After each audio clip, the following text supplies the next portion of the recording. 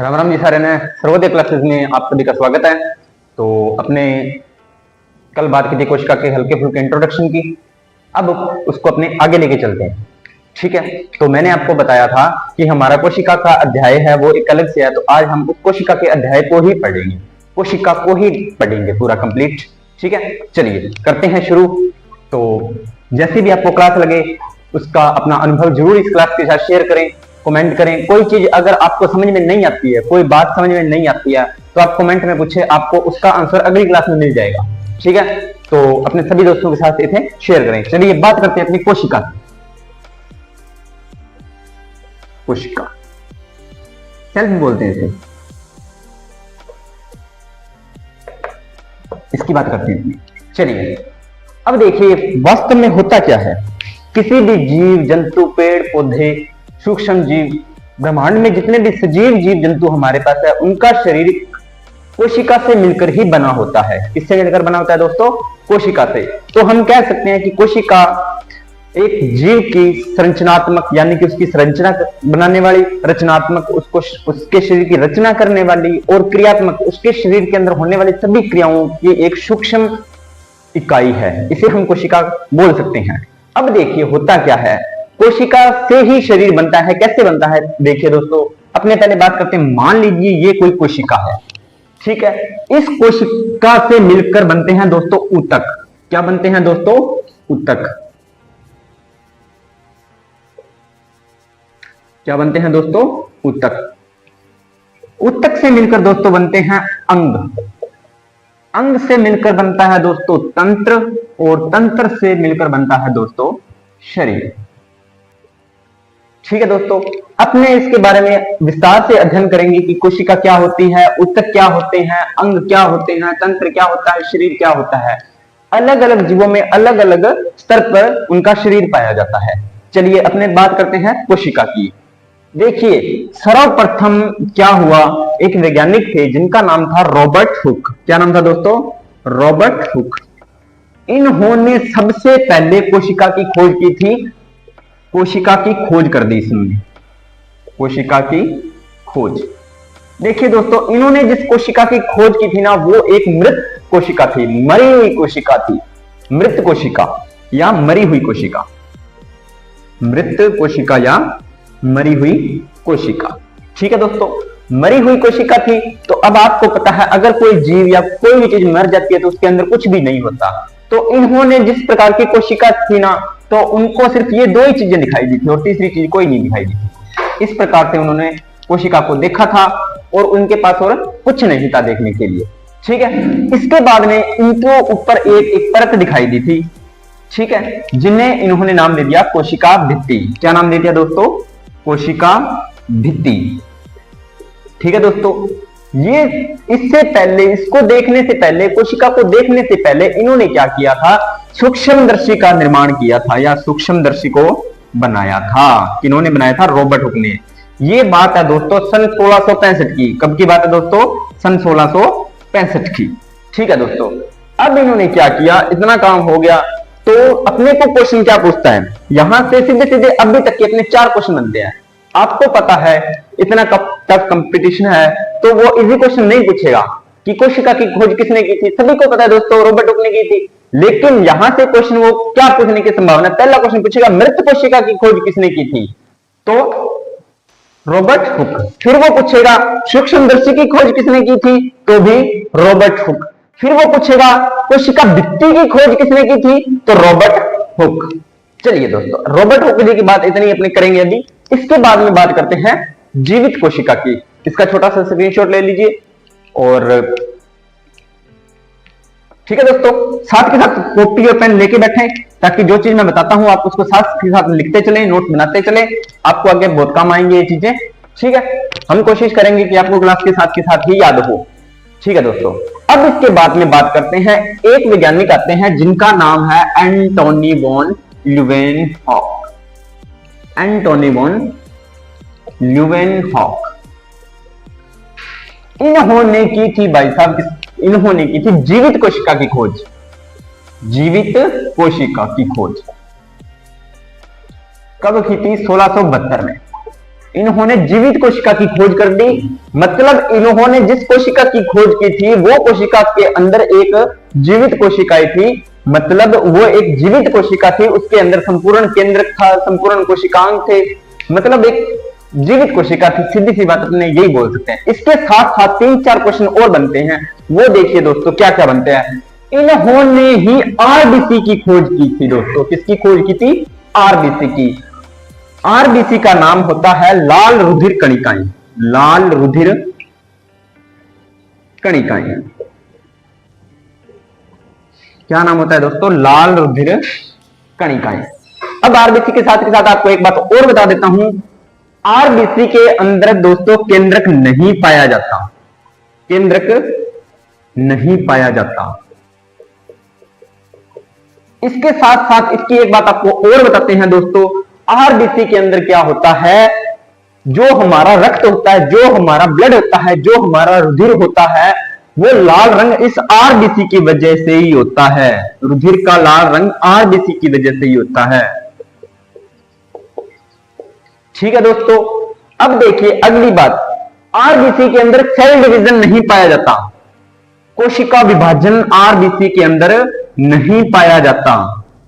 कोशिका विभाजन आरबीसी के अंदर नहीं पाया जाता। इसके बाद में इसका निर्माण होता है अस्थि मज्जा में। कहां होता है दोस्तों? अस्थि मज्जा में निर्माण होता है दोस्तों इसका, अस्थि मज्जा में। जीवन काल होता है दोस्तों इनका 120 दिन। कितने दिन होता है दोस्तों? 120 दिन। और जब इनका 120 दिन पूर्ण हो जाता है तो आरबीसी का कब्रिस्तान, क्या दोस्तों? कब्रिस्तान। कब्रिस्तान बोलते हैं दोस्तों प्लीहा। किसको बोलते हैं दोस्तों? प्लीहा। प्लीहा को सामान्य भाषा में अपने तिल्ली भी बोलते हैं। ठीक है दोस्तों, देखिए अभी मैंने आपको क्या बताया है कि जीवित कोशिका की खोज किसने की थी? एंटोनी वॉन ल्यूवेनहोफ ने। किसने की थी दोस्तों? एंटोनी वॉन ल्यूवेनहोफ ने। इन्होंने जीवित कोशिका की खोज कर दी, साथ ही साथ इन्होंने कुछ और खोजें भी की थी, जिसमें से एक आती है आरबीसी। आरबीसी का पूरा नाम होता है रेड ब्लड सेल्स या लाल रुधिर कणिकाएं। इसके अंदर आरबीसी के अंदर क्या होता है दोस्तों? केंद्रक नहीं पाया जाता। जो हमारे रक्त का लाल रंग होता है वो आरबीसी की वजह से ही होता है। आरबीसी के अंदर क्या होता है दोस्तों? कोशिका विभाजन नहीं पाया जाता। अस्थि मज्जा में आरबीसी का निर्माण होता है और इसका जीवन काल 120 दिन होता है, और जब इसका जीवन काल पूर्ण हो जाता है तब ये प्लीहा में जाकर खत्म हो जाती हैं, और इसे आरबीसी का कब्रिस्तान भी बोलते हैं। बाकी आरबीसी के बारे में हम रक्त के वाला हमारा चैप्टर है जो, उसके बारे में पूर्ण रूप से अध्ययन करेंगे। इसका स्क्रीनशॉट लीजिए, फिर अगली बात बताते हैं आपको। चलिए दोस्तों करते हैं शुरू आगे।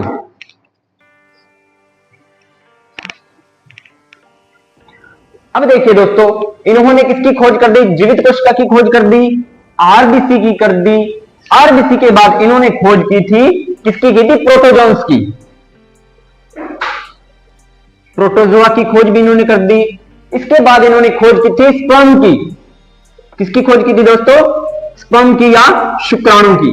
ठीक है, आपको पता हो शुक्राणु मानव का नर जनन कोशिका है। नर जनन कोशिका होती है ये। ठीक है दोस्तों, अब देखिए शुक्राणु की खोज कर दी, जीवित कोशिका की खोज कर दी, प्रोटोजोआ की खोज कर दी। ठीक है, बाकी और जो बातें आएंगी उसके बारे में इतने। और इसके साथ साथ इन्होंने एक जीवाणु की भी खोज की थी। जीवाणु होते हैं जिन्हें बैक्टीरिया भी बोलते हैं। जीवाणु की खोज भी इन्होंने की थी, एंटोनी वॉन ल्यूवेनहोफ ने कर दी थी। तो अपने पास क्वेश्चन कितने बन गए? पहला क्वेश्चन क्या बनता है कि जीवित कोशिका की खोज की थी एंटोनी वॉन ल्यूवेनहोफ ने। प्रोटोजोआ की खोज किसने की थी? एंटोनी वॉन ल्यूवेनहोफ ने। आरबीसी की खोज किसने की थी?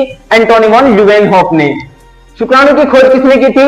एंटोनी वॉन ल्यूवेनहोफ ने। जीवाणु की खोज किसने की थी? एंटोनी वॉन ल्यूवेनहोफ ने। इतनी बातें हुई थी। चलिए दोस्तों इसका स्क्रीनशॉट लीजिए, इसके बाद में आगे बात करते हैं अपने।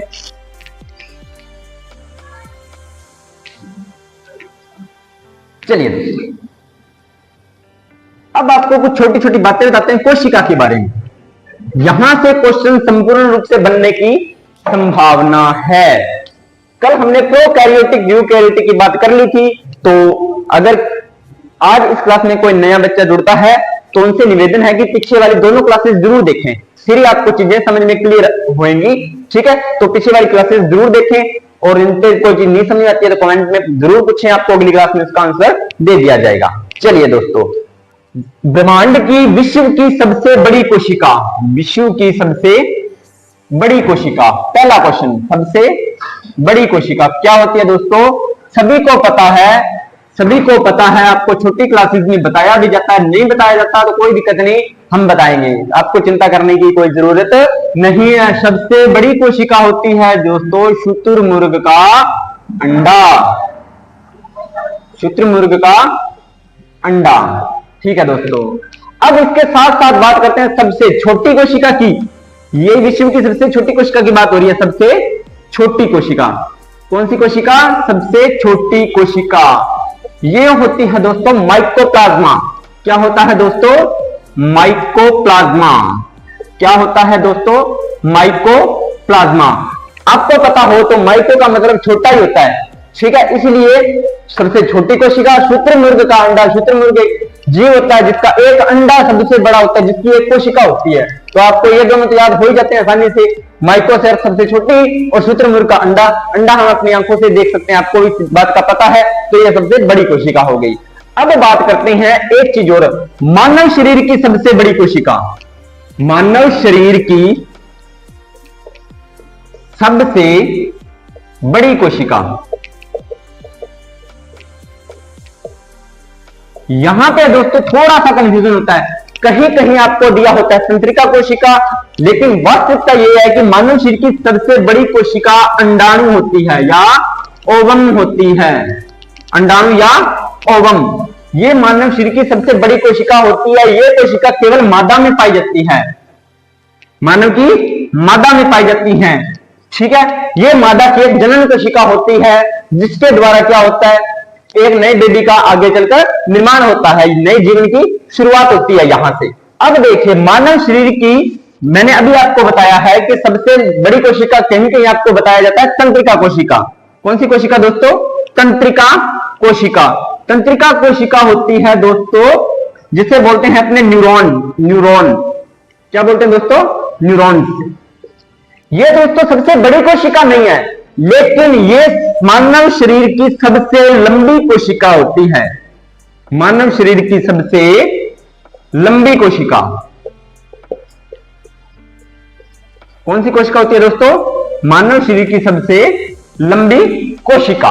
अब इसके बाद में बात करते हैं मानव शरीर की सबसे छोटी कोशिका। मानव शरीर की सबसे छोटी कोशिका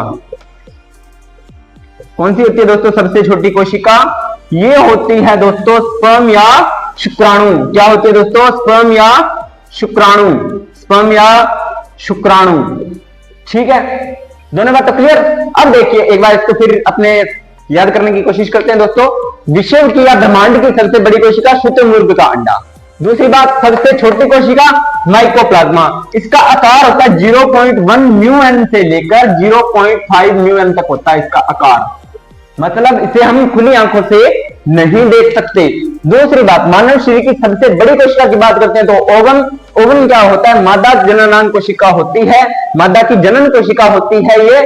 ठीक है, मानव शरीर की सबसे लंबी कोशिका तंत्रिका कोशिका होती है। तंत्रिका कोशिका न्यूरॉन्स होती है। तंत्रिका कोशिका न्यूरॉन्स होती है। ये सबसे लंबी कोशिकाएं होती हैं जो हमारे शरीर में सूचनाओं को आगे, संवेदनाओं को, सूचनाओं को हमारे मस्तिष्क से लेके आती है और मस्तिष्क से वापस संवेदी अंगों की तरफ उसको लेके जाती है। इसके बाद में बात करते हैं मानव शरीर की सबसे छोटी कोशिका होती है स्पर्म या शुक्राणु। स्पर्म या शुक्राणु होती है। ठीक है दोस्तों, अब आपको एक और बात बता देता हूं, हमारे शरीर में ये सबसे छोटी कोशिका होती है और ये सबसे बड़ी कोशिका होती है और ये सबसे लंबी कोशिका होती है। ठीक है दोस्तों, इसका स्क्रीनशॉट लीजिए, फिर आगे बात करते हैं।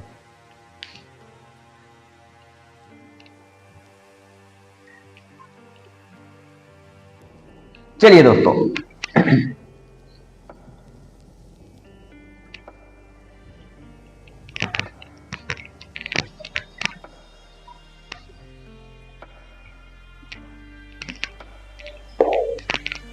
अब देखिए दोस्तों, ये मान लीजिए कोई कोशिका है। क्या है दोस्तों? कोशिका। ठीक है। कोशिका का सबसे बाहरी भाग होता है कोशिका भित्ति। क्या होता है दोस्तों? कोशिका भित्ति। ठीक है दोस्तों। फिर आता है इसके अंदर वाला भाग कोशिका झिल्ली। क्या आता है दोस्तों? कोशिका झिल्ली। फिर इसके अंदर वाला भाग आता है दोस्तों, ये होता है केंद्रक। क्या होता है दोस्तों? केंद्रक। फिर इसके अंदर वाले भाग होता है, इसे बोलते हैं केंद्रिका। क्या बोलते हैं दोस्तों? केंद्रिका। इसके अंदर लिक्विड फॉर्म में द्रव्य पाया जाता है, इसे बोलते हैं केंद्रक द्रव्य। क्या बोलते हैं दोस्तों? केंद्रक द्रव्य। इसके अंदर भी द्रव्य पाया जाता है, इसे बोलते हैं कोशिका द्रव्य। कोशिका द्रव्य। ठीक है दोस्तों, इतनी बातें क्लियर। अब देखिए, इसके अंदर माइटोकॉन्ड्रिया पाए जाते हैं। क्या पाए जाते हैं दोस्तों? माइटोकॉन्ड्रिया अनेकों संख्या में पाए जाते हैं, लेकिन अपने एक दो ही बनाएंगे ताकि आपको याद हो। बाकी इसके बारे में जब हम विस्तार से आगे चलेंगे तब इसके साथ साथ बातें करते चलेंगे। क्या पाए जाते हैं दोस्तों? माइटोकॉन्ड्रिया। ठीक है दोस्तों। लाइसोसोम। लाइसोसोम छोटे छोटे कण पाए जाते हैं कुछ इस प्रकार से फैले हुए, इन्हें बोलते हैं दोस्तों राइबोसोम। क्या बोलते हैं दोस्तों? राइबोसोम। ठीक है दोस्तों। इसके बाद में इसके अंदर पाया जाता है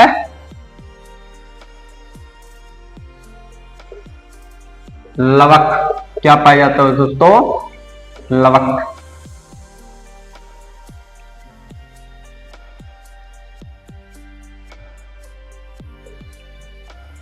अंतःप्रदवी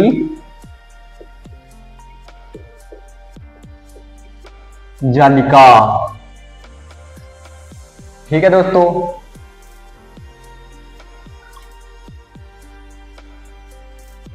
ये होती है दोस्तों रसधानी। ठीक है दोस्तों। कुछ इस प्रकार से और भी सूक्ष्म कोशिकांग पाए जाते हैं, इन्हें बोलते हैं तारककाय। क्या बोलते हैं दोस्तों? तारककाय। ठीक है दोस्तों। और मुख्यतः इतनी कोशिकांग होते हैं।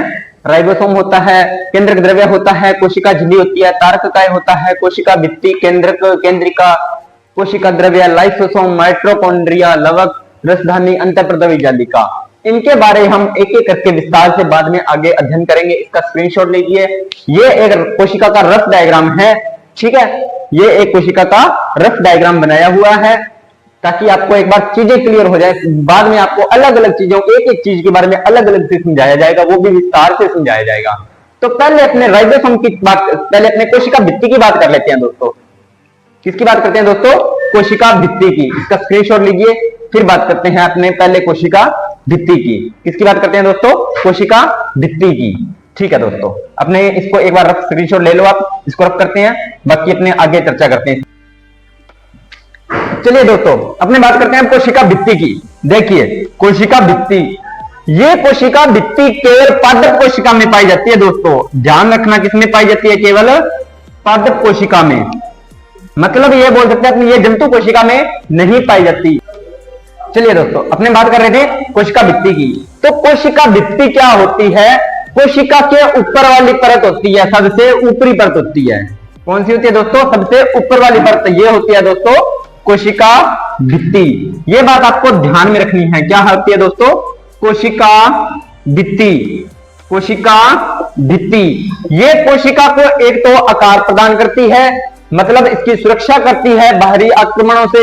दूसरी बात, पहली बात क्या करती है? बाहरी आक्रमण से सुरक्षा करती है। पादप की कोशिका भित्ति, पादप की कोशिका भित्ति बनी होती है दोस्तों किसकी? सेल्यूलोज की। किसकी बनी होती है दोस्तों? सेल्यूलोज की। अगर वो पूछे कवक की कोशिका भित्ति किससे बनी होती है, तो कवक की कोशिका भित्ति बनी होती है दोस्तों काइटिन की। किसकी बनी होती है दोस्तों? काइटिन की। आपको पता है कि पादप में सेल्यूलोज होता है, जिसके कारण इसकी कोशिका भित्ति वो सेल्यूलोज की बनी होती है, और कवक की कोशिका भित्ति काइटिन। कैसे कवक और कैसे काइटिन, ये आपको साथ के साथ याद हो गया होगा। अब इसके बाद में बात करते हैं कोशिका भित्ति जंतु कोशिका में नहीं पाई जाती। जंतु कोशिका में नहीं पाई जाती, इस बात का भी आपको ध्यान रखना है, जंतु कोशिका में नहीं पाई जाती। ठीक है दोस्तों, अब इसके बारे में अपने आगे चर्चा करते हैं। कोशिका भित्ति की बात होती है कंप्लीट। अभी इसका हल्का फुल्का आपको इंट्रोडक्शन बताया जाएगा, बाद में आपको अलग से करवाया जाएगा कोशिका भित्ति के बारे में, माइटोकॉन्ड्रिया के बारे में विस्तार से बताया जाएगा, तो चिंता करने की जरूरत आपको नहीं है। ठीक है, अब इसके बारे में आगे अपने बात करते हैं कोशिका झिल्ली। क्या होती है दोस्तों? कोशिका झिल्ली। इसकी खास बात क्या है? ये दोस्तों अर्धपारगम्य होती है। क्या होती है दोस्तों? अर्धपारगम्य। अर्धपारगम्य। देखिए दोस्तों, अर्धपारगम्य का क्या मतलब होता है कि ये फिक्स चीजें होंगी उनको ये अपने अंदर आने देगी, और उन्हीं फिक्स चीजों को ही, मतलब कि कोई भी चीजों का आगे अपने अंदर एंटर करना या अपने से बाहर निकालना, ये फिक्स होंगी इसके पास। मतलब कुछ स्थायी होंगी, कुछ निश्चित होंगी, इसकी खुद की तय की गई होंगी। अब देखिए, ये एक प्रकार से मतलब ही होती है कि जिसको अपने इसको काम है भाई, हाँ ये चीज मेरे को चाहिए, इसको तो अपने अंदर एंट्री दे देती है, और जिसको ये चीज की जरूरत नहीं होती उसको अपने अंदर एंट्री नहीं देती। अर्धपारगम्य का मतलब होता है यही। ठीक है, और इसके अंदर अर्धपारगम्य झिल्ली के द्वारा जो चीजों का, पदार्थों का आदान प्रदान होता है, वो होता है दोस्तों विसरण के द्वारा। क्या होता है दोस्तों? विसरण के द्वारा। अब आप पूछोगे कि सर ये विसरण क्या होता है? अब आप पूछोगे दोस्तों कि सर ये विसरण क्या होता है? विसरण होता है दोस्तों पदार्थों का उच्च सांद्रता से निम्न सांद्रता की ओर गमन करना। क्या होता है दोस्तों? पदार्थों का उच्च सांद्रता से निम्न सांद्रता की ओर गमन करना। देखिए दोस्तों, कैसे आपको पता है जब हम कोई चीज ऊंचाई से नीचे की तरफ फेंकते हैं तो वो जल्दी नीचे आती है, तो इसमें क्या होती है? ऊर्जा की आवश्यकता नहीं होती। तो विसरण इस प्रकार से होता है कि उच्च सांद्रता से निम्न सांद्रता की ओर। ठीक है दोस्तों, चलिए अब इसके आगे अपने बात करते हैं किसकी? केंद्रक की। किसकी बात करते हैं दोस्तों? केंद्रक की। ठीक है दोस्तों, ये दो बातें हुई कंप्लीट। इसका स्क्रीनशॉट लीजिए या साथ के साथ आप नोट करते चलें ताकि आपको आगे परेशानी ना हो।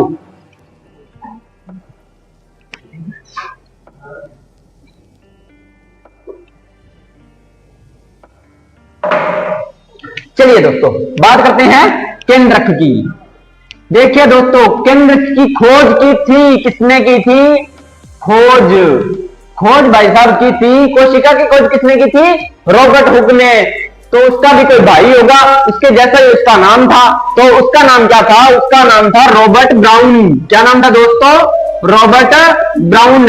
इस भाई साहब ने केंद्रक की खोज कर दी थी। आपको एक बात बताई जाए तो केंद्रक होता है ये वाला भाग, मैंने आपको अभी थोड़ी देर पहले बताया है, ये वाला भाग, इसे कोशिका को पूरा कंट्रोल रखता है ये कोशिका का।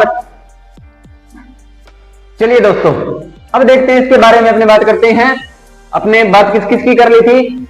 कोशिका भित्ति की कर ली थी, कोशिका झिल्ली की कर ली थी, कोशिका द्रव्य की कर ली थी, जीव द्रव्य की कर ली थी, केंद्रक द्रव्य की बात कर ली थी, केंद्रिका की बात कर ली थी। अब अपने बात करते हैं केंद्रक की।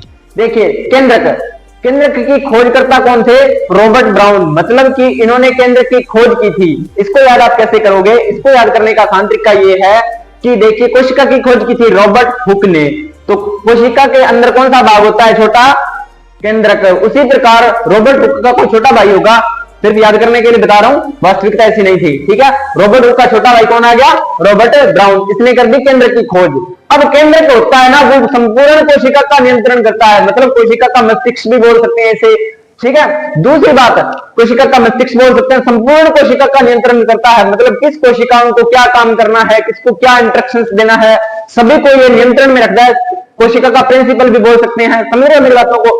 क्योंकि ये सारा पूरी कोशिका को पूरा अपने नियंत्रण में रखता है, इसलिए इसे कोशिका का संपूर्ण नियंत्रण करता है। ठीक है जी, इसके बाद में आगे अपनी बात करते हैं राइबोसोम की। राइबोसोम बहुत ही सूक्ष्म कण होते हैं, बहुत ही छोटे छोटे कण होते हैं जो कोशिका में बिखरे रहते हैं।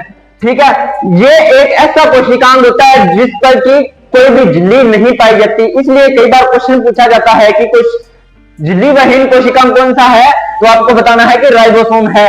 और राइबोसोम के अंदर प्रोटीन का निर्माण होता है, इसलिए इसे प्रोटीन फैक्ट्री भी बोलते हैं। ठीक है जी, राइबोसोम की अपनी इतनी बात करेंगे। अभी लवक, लवक होता है केवल जंतु कोशिका में उपस्थित होता है, यह पादप कोशिका में पाया जाता है, जंतु कोशिका में नहीं पाया जाता, पादप कोशिका में पाया जाता है। इसके साथ आपको एक फनी बात बताता हूं। सपोज कीजिए अगर जंतु कोशिका में लवक पाया जाता तो क्या होता, अगर जंतु कोशिका में लवक पाया जाता होता तो क्या होता। देखिए, जंतु कोशिका में अगर लवक पाया जाता होता तो जंतु कोशिकाओं को क्या है, ना तो आपको पढ़ने की जरूरत होती और ना ही मुझे पढ़ाने की जरूरत होती, सीधी सी बात है। कैसे? क्योंकि लवक पादपों के अंदर पाया जाता है, जिसके द्वारा क्या करते हैं पादप प्रकाश संश्लेषण के द्वारा अपना भोजन स्वयं बनाते हैं। तो प्रकाश संश्लेषण में आपको पता होगा कि हमें क्या क्या आवश्यकता होती है, सूर्य के प्रकाश की आवश्यकता होती है, कार्बन डाइऑक्साइड की आवश्यकता होती है, जल की आवश्यकता होती है और क्लोरोफिल की आवश्यकता होती है। लेकिन सूर्य तो हमें भी मिल रहा है, कार्बन डाइऑक्साइड हमें मिल रहा है, ठीक है, और जल भी हमें मिल रहा है, सारी कुछ मिल रही है, पर हमारे पास किस चीज की कमी रहेगी जो हम अपना भोजन स्वयं नहीं बना पाते, हमारे पास क्लोरोफिल की कमी रहती है, जिस वजह से क्या होता है कि हम अपना भोजन स्वयं नहीं बना पाते। इस वजह से हमें ये सारा करना पड़ रहा है, नहीं तो जरूरत ही नहीं पड़ती ना सब करने की। ठीक है, तो इस प्रकार से जंतु कोशिका में लवक नहीं पाए जाते। इसके बाद में बात करते हैं माइटोकॉन्ड्रिया की। माइटोकॉन्ड्रिया को अपने सूत्रकणिका भी बोलते हैं। क्या बोलते हैं दोस्तों? सूत्रकणिका भी बोलते हैं। ठीक है, देखिए इसे सूत्रकणिका भी बोलते हैं। और दूसरी बात, इसे कोशिका का power house, cell of power house भी बोलते हैं, कोशिका का बिजली घर भी बोलते हैं, कोशिका का शक्ति ग्रह भी बोलते हैं। क्यों बोलते हैं इसका रीजन समझिए दोस्तों आप। इसलिए बोलते हैं कि हमारे शरीर में जो हमारा पचा हुआ भोजन होता है वो ग्लाइकोजन के रूप में वैसे संचित रहता है, लेकिन वो ग्लूकोज के रूप में हमारे माइटोकॉन्ड्रिया में होता है। और जब ग्लूकोज का एक अणु टूटकर ऑक्सीजन की उपस्थिति में, माइटोकॉन्ड्रिया में ऑक्सीजन की उपस्थिति में ग्लूकोज का एक अणु टूटकर 36 एटीपी ऊर्जा का निर्माण करता है। कितने एटीपी का निर्माण करता है दोस्तों? 36 एटीपी का। एटीपी का पूरा नाम होता है एडिनोसिन ट्राइफॉस्फेट। क्या नाम होता है दोस्तों? लिख लो अपनी कॉपी में, एडिनोसिन ट्राइफॉस्फेट। क्या नाम होता है दोस्तों? Adenosine triphosphate.